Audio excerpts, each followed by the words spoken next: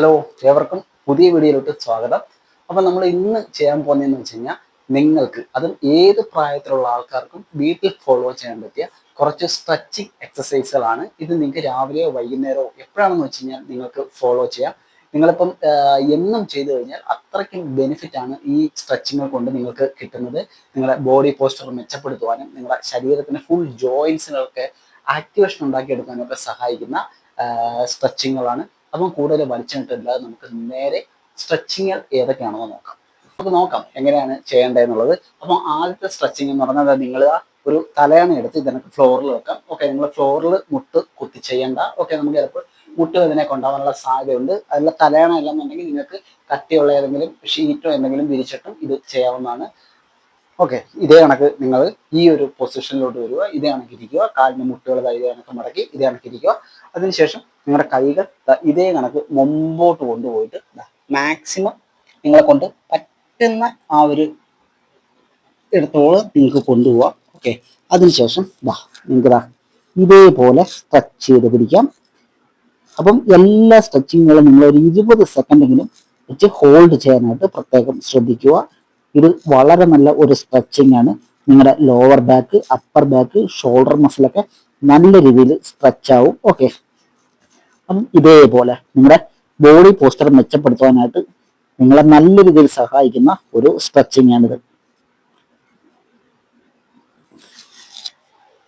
അപ്പോൾ ഞാൻ പറഞ്ഞാണെങ്കിൽ ഒരു 20 സെക്കൻഡെങ്കിലും ഈ ഒരു രീതിയിൽ നിങ്ങൾ ഹോൾഡ് ചെയ്യുക. ഓക്കെ, അപ്പൊ നമ്മുടെ രണ്ടാമത്തെ സ്ട്രെച്ചിങ് എന്ന് പറഞ്ഞാൽ ഇത് കണക്കൊരു തലയണ എടുത്ത് നമ്മൾ നമ്മൾ നേരത്തെ ഇരുന്ന അതേ പൊസിഷനിൽ നമുക്ക് ഇരിക്കാം. ഓക്കെ, സ്ട്രെയിറ്റ് ആയിട്ട്. അതിനുശേഷം നിങ്ങളൊരു കട്ടിലിന്റെ ഒരു ഭാഗത്തായിട്ട് ഇങ്ങനെ ഇരുന്നതിന് ശേഷം കൈകൾ ഇതേപോലെ കട്ടിലോട്ട് നിങ്ങൾക്ക് ഇങ്ങനെ വെച്ചതിന് ശേഷം കണ്ടില്ലേ, ഇതായിരിക്കണം നിങ്ങളുടെ ബോഡി പൊസിഷൻ എന്ന് പറയുന്നത്. ഓക്കെ, ഇതേപോലെ ഇതും നിങ്ങളുടെ ബോഡി പോസ്ചർ മെച്ചപ്പെടുത്തുവാനായിട്ട് വളരെയേറെ സഹായിക്കുന്ന ഒരു സ്ട്രെച്ചിങ് ആണ്. ഓക്കെ, നിങ്ങളുടെ ബാക്ക് മസിൽസ് ഒക്കെ നല്ല രീതിയിൽ സ്ട്രെച്ച് ആവും.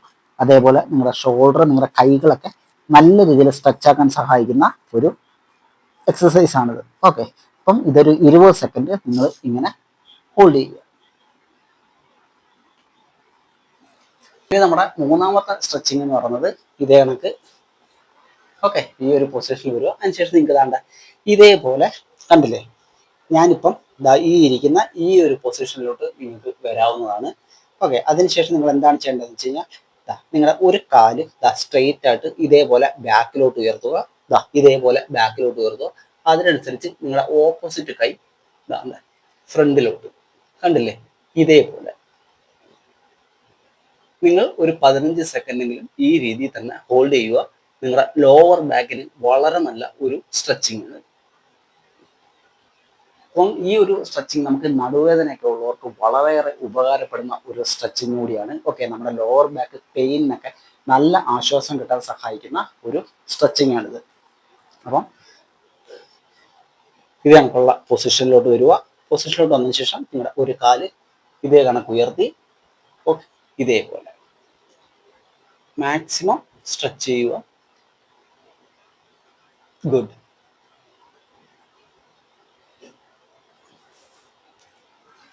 നമ്മുടെ ഫൈനൽ സ്ട്രെച്ചിങ് എന്ന് പറയുന്നത് നിങ്ങൾ ഇതേ കണക്കിരുന്നതിന് ശേഷം നിങ്ങളുടെ കൈകൾ പതുക്കെ ഇതേപോലെ ബാക്കിലോട്ട് കൊണ്ടുവരിക. ഓക്കെ, ഇതേപോലെ മാക്സിമം നിങ്ങൾക്ക് ബാക്കിലോട്ട് കൊണ്ടുവരാം. കൊണ്ടുവന്നതിന് ശേഷം ഇതേപോലെ നിങ്ങൾക്ക് സ്ട്രെച്ച് ചെയ്യാം.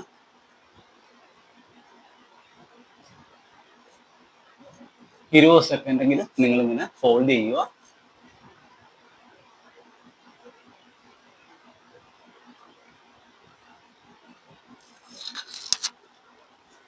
ഓക്കെ, ഇത് നിങ്ങളുടെ ലോവർ ബാക്കിനെ സ്ട്രെങ്തൻ ചെയ്യിപ്പിക്കാൻ സഹായിക്കുന്ന ഒരു സ്ട്രെച്ചിങ് ആണ്. അതേപോലെ തന്നെ നിങ്ങളുടെ ഈ തൈ, ഹാംസ്ട്രിങ് മസിൽസ് ഒക്കെ നല്ല രീതിയിൽ സ്ട്രെച്ച് ആവും. അപ്പർ ബാക്കിന് നല്ലതാണ്.